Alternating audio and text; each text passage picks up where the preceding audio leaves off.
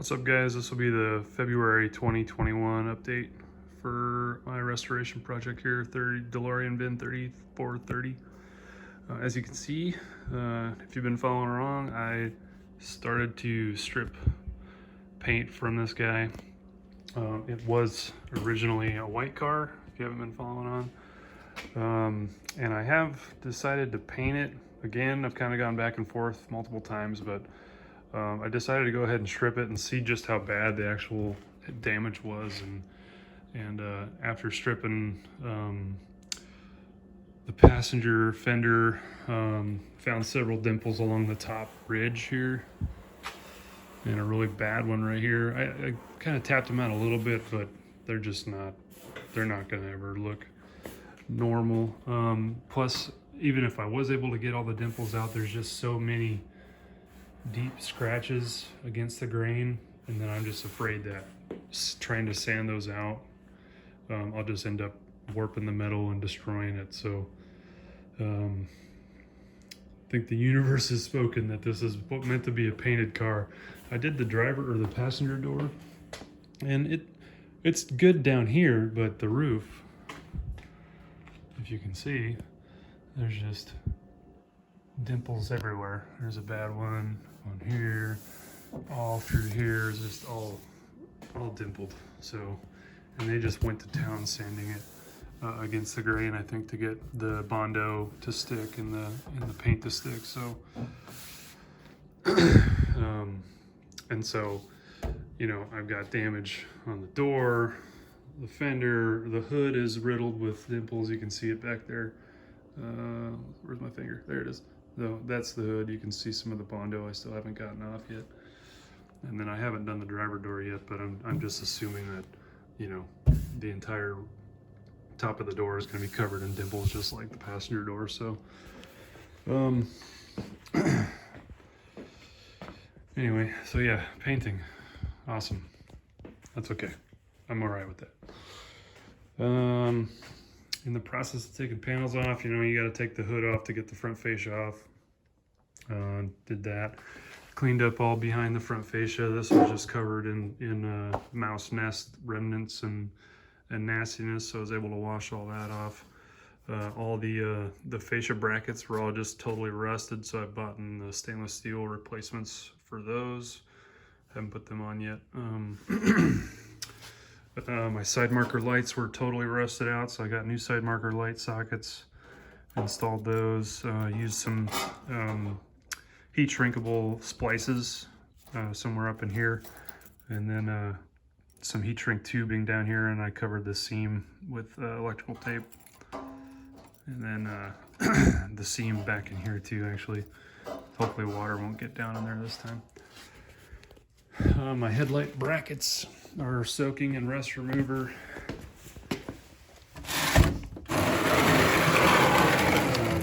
The passenger side was just totally rusty, and the driver's side wasn't too bad, but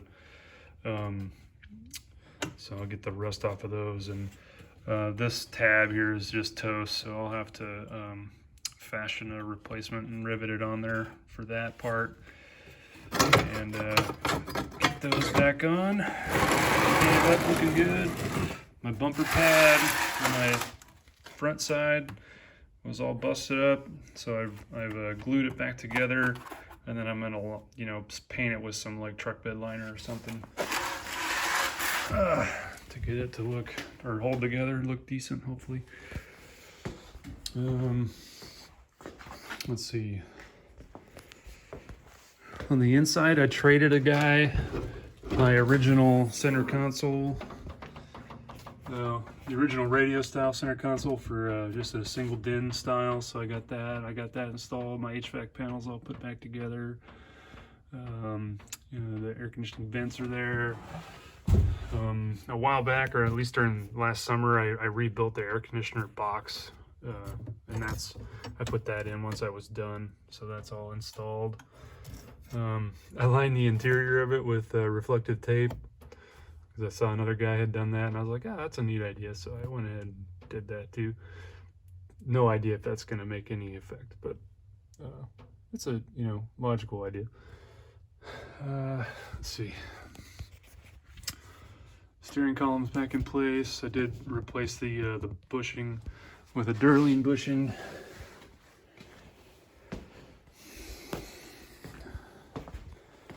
Yep. All right. Let's go down here. Clutch master cylinders installed. Brake master cylinders installed. Is bench blend. I'm waiting to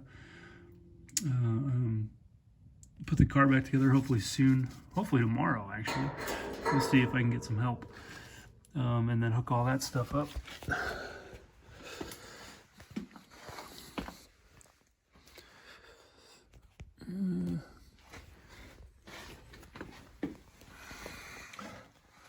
See what we can see down here. It's dark.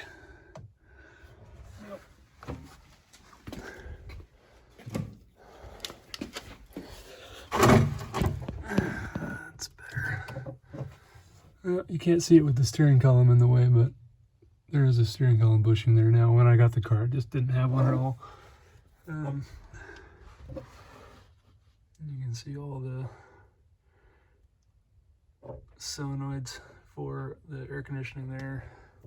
Vacuum lines, backside of the HVAC panel. All put back together. All right.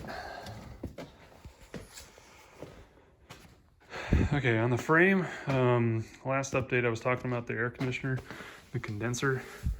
So I went ahead and just abandoned the idea I had about trying to weld or braze this block on, and I just ended up buying a new old stock block from Delorean Houston, and then I found with the help of another owner actually online, pointed me to this generic condenser, which is the same, almost same dimensions. These tanks, the side tanks are a little bigger than the one you get from Houston, so it's not identical, but pretty close. So I bought that, considerably less expensive too, by the way. It's mounted the same way. I did have to drill holes.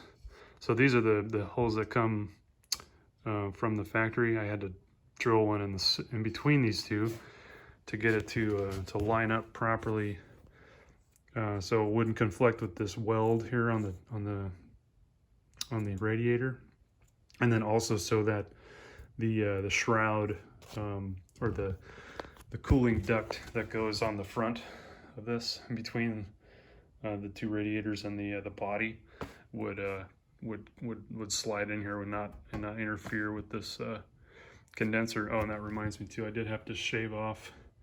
There's like a mount bracket here I cut off. Looks like this piece. Only I just removed it so it wouldn't be in the way. So that was a delicate operation with my angle grinder.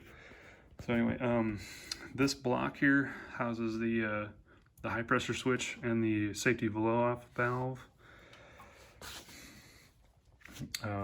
which on earlier air conditioning systems, those two items are actually over by the accumulator or the dryer on a T block, closer to that side.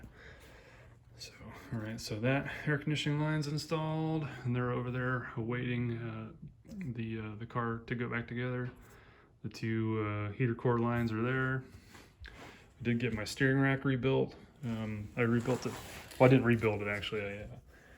I cleaned it up, re-oiled it, checked it out. There wasn't a lot of play in there. I talked to a vendor about it and kind of got some pointers on how things should be, whether I should really consider rebuilding it or not. And it sounded like it was a good candidate just to kind of throw some new boots on and re-grease it and run it. So that's what I'm gonna do. I did get new tie rod ends and put it in and installed waiting to put the car back together.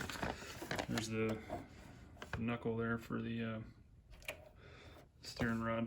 This is kind of a tight area because there's so much going on right here with the coolant pipes, and the brake lines are right here. The brake master cylinder sits right here. You guys can, let me get the bag out of the way. You can see the brake lines are just all right here. So everything kind of has to be like right in the position it needs to be, so nothing conflicts So I still got a little bit of work to do with this air conditioning line. I think I'm gonna have to, tie it up somehow to keep it out of the way, but I'm waiting for the car to be together to see how things are actually gonna be. Let's see, besides that, I got the compressors installed. And so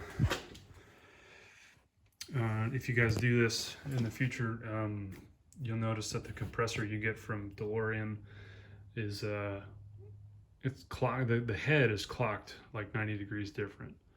So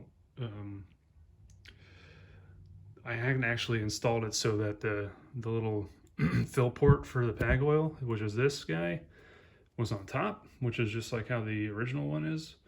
But then that puts the two inlet and outlet valves, or the ports, in a vertical orientation. And then that causes these air conditioning lines to conflict with your oil filter. So I asked online if it was cool to rotate it. I wasn't sure if, the compressor would operate, in any orientation, relative to the ground. But the consensus was that it would, so I went ahead and rotated it and was able to hook up the lines with no problem. The only thing is now if you ever need to add PAG oil or whatever for any reason, the fill port's on the side. It's kind of a pain, I guess, there. But I mean, if you're doing that level of maintenance to your air conditioning anyway, it's not going to be any big deal to take the compressor out and then, rotate it around to be able to add oil.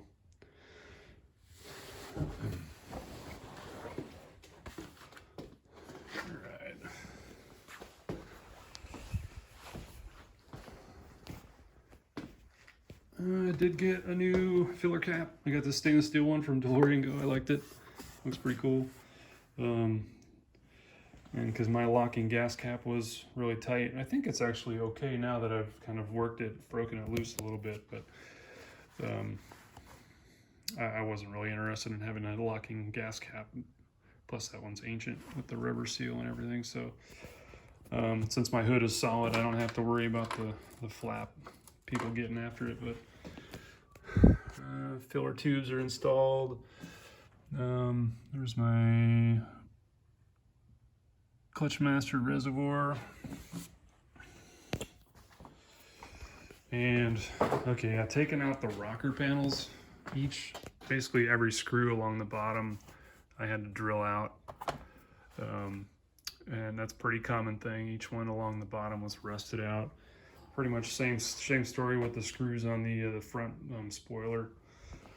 So my plan for the rocker panels is to drill out those rib nuts under there and use well nuts with black stainless screws to install those. And then I did get all replacement plastic clips for the front side. So you see there's these plastic clips here that when you go to install, hook into these little plastic rods sticking out, and there's 15 on each side. So I think 13 on the actual rocker panels, and then there's 2 more on the rear quarter panel trim piece. So that'll be good. Also removed my passenger door lock, which was the old style lock. And so my car, for whatever reason, they had changed out the driver's side door lock, but not the passenger side. And then in the car, I found this lock cylinder just kind of floating around. So I wanted to take this out to help me strip the door or the paint. And that's kind of what led me down the path to figure out what was going on with everything. So getting rid of this, going to install this one, so then my driver door and passenger door will be on the same key, and then the ignition will be on a different key, at least for now. But at some point maybe I'll go to a 1-key system.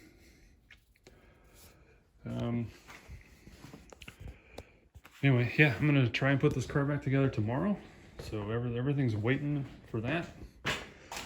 So hopefully gonna set up some GoPros and do a time lapse of that, so that should be kind of neat. But anyway, thanks for watching 15 minutes of me babbling. But I appreciate you guys watching and tagging along. All right, see you next time.